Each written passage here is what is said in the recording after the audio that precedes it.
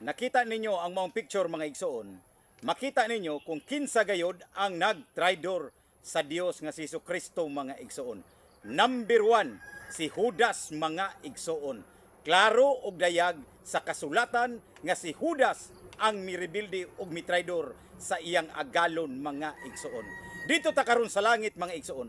Di ba klaro gyapon dito mga igsoon? Si Satanas mirebilde og mitraidor sa Dios nga Amahan, my brother and sister. Dinhi ta karon sa simbahan nga gitukod ni Ginoong Hesukristo. Di ba? Klaro kayo mga igsoon kung kinsa gayud ang mitraidor og mirebilde sa simbahan sa Dios. Si Martin Luther mga igsoon.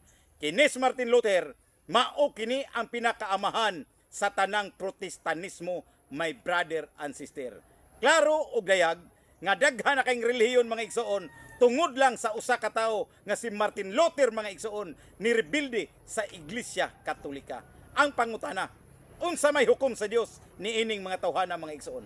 Klaro, ang amahan sa bakak si Martin Luther, nanganak siya daghang relihiyon mga igsoon sa kalibutan, my brother and sister. Ang hukom, klaro og dayag, layo gayud sa kaluwasan mga igsoon. Nganong layo man? Traidor God, nirebilde gud sa simbahan, mo nang ni protesta mga igsoon, ni protesta sa Dios kining mga tawhana mga igsoon. Ang resulta, delikado mga igsoon. Amen. Doon na puilaing mga relihiyon mga igsoon, bibutos kalibutan, my brother and sister. Busa bantayan nato ni sila. Kay nga naman, mamiktima nis mga Katolikong inosente mga igsoon. Ang ila pa yung gisapot mga igsoon, mura silang mga pare. Ang ilang simbahan, mura pog Katoliko, daghan kay mga imahe o ribulto mga igsoon. Muna nga bantayan nato ni, dili na mga Katoliko mga igsoon. Sila ang giingon sa Biblia, matod pa sa Matthew 24, versikulo 10, ngadto 24 mga igsoon, matod pa ni Jesucristo, pagbantay kamo kay diha sa akong simbahan, daghan ang manggawas, magtudlog bakak aron pagpasalaag kaninyong tanan. Ang mga Katoliko mga igsoon ang una nga mabiktima niini. Katoliko man sila gikan mga igsoon, klaro man ha? Pero sila mga igsoon, gigamhan siguro sa dautan, ni protesta sa simbahan, nagtukod og galingon mga igsoon nga simbahan, aron ang tanan nga mga inosente mabiktima tingali ilang pa impierno mga igsoon. Klaro, kay nga naman nibiya man sila sa simbahan sa Dios mga igsoon, nagkaugalingon, nakikupitensya siya sa simbahan sa Dios mga igsoon. Unsa may tawag ana? Di protestanismo mga igsoon. Unya ikaw ni protesta ka sa Dios, kung ikaw Dios mga igsoon si Jesucristo, malipay ka ba nga nay nakikupitensya nimo? Dili gyud mga igsoon. Munang laglagon gyud sila ni Kristo mga igsoon. Amen. Ingon nila, walay relihiyon nga makaluwas. Pero sige pamiktima sa mga inosenteng Katoliko para idugang sa ilang relihiyon. Butang Ang Diyos sa Katoliko, mao si Jesucristo. Adunay inahan. Pasalamatan nato siya, dili nato kasilagan. Sama sa gihimo sa uban. May tama ka. 1.1 million mga igsoon ang atong nahimo nga content, my brother and sister. Ang nindot ani, nganong nipatok siya sa usa ka ato nga mga viewers mga igsoon. Klaro man gyud. Dunay usa ka babae nga Baptist preacher mga igsoon. Mura man giila maning pastora mga igsoon. Kada dunay event sa Iglesia Katolika, sige siya pangatake mga igsoon. Di ba makita ang iyang pagkadautan, my brother and sister?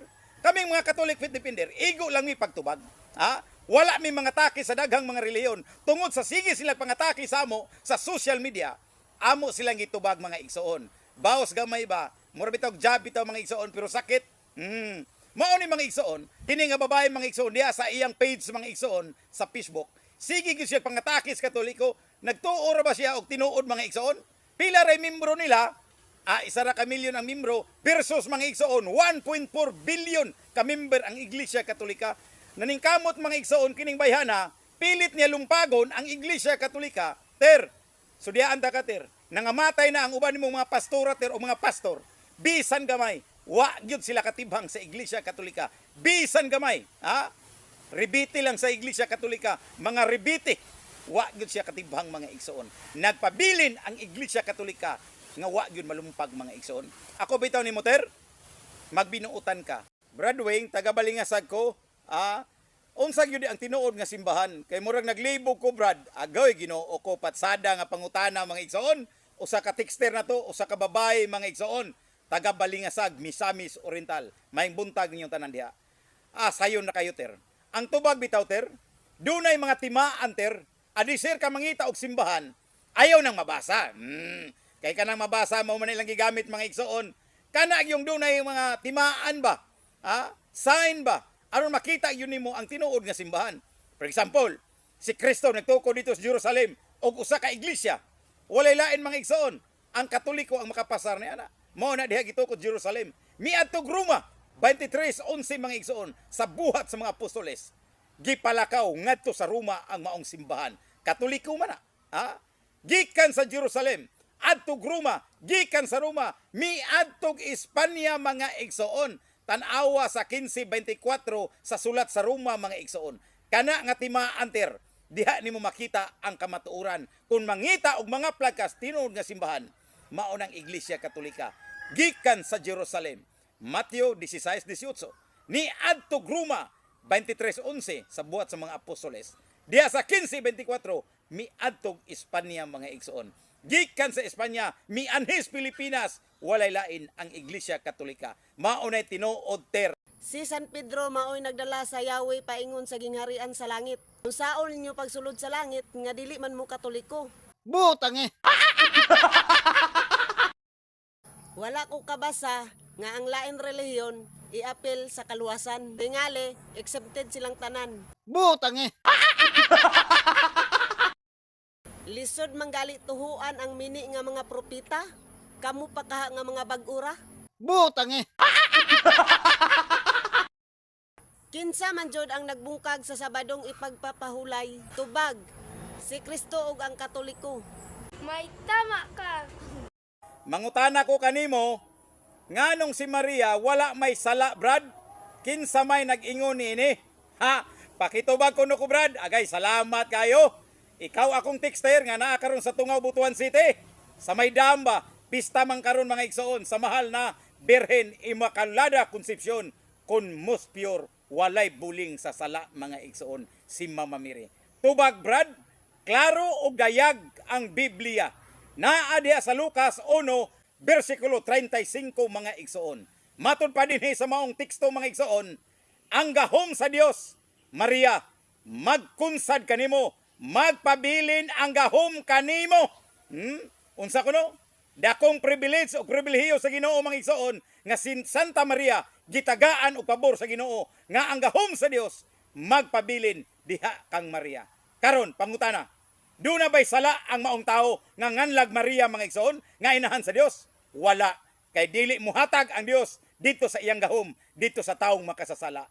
Kay si Maria walay buling sa sala, kun Immaculada Concepcion mga igsoon, siya gitagaag gahom sa Dios. Maunay korek mga igsoon. Busa kamong ni atake ni Birhen Maria, anak kamo subakat.